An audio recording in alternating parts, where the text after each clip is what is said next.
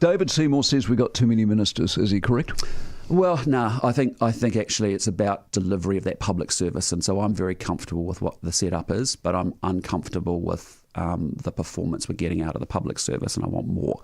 And so for me, it's not about the number of ministers, it's actually about the size of the ministries that are supporting those ministers, and more importantly, the effectiveness of them.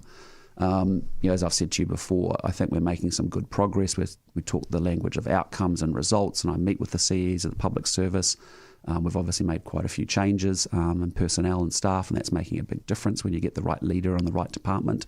Think about what's happened at Housing New Zealand with Simon Mutter and others. That's been really positive. So, no, I think at the moment, interesting intellectual idea. Yep, you can look at that down the road, but for right now, we need delivery out of the public service. MB have 19 reporting lines to ministers. I mean, that's nuts. Is that too many ministers, or is that what you're arguing the department? Well, I think, if you look at MB, there's been a massive growth in FTE, people in that department.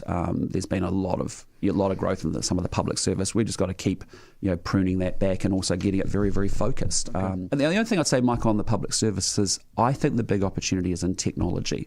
I think if we could digitise government, where you as a customer dealing with the government and you are a customer actually could use technology in a way you would simplify the back end of it really well.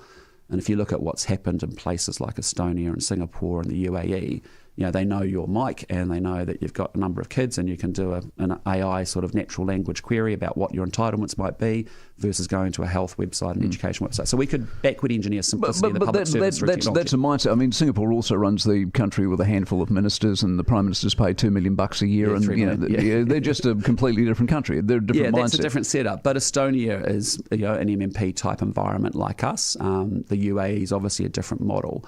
But my point is, I want the public service to think of the public of New Zealand as customers. And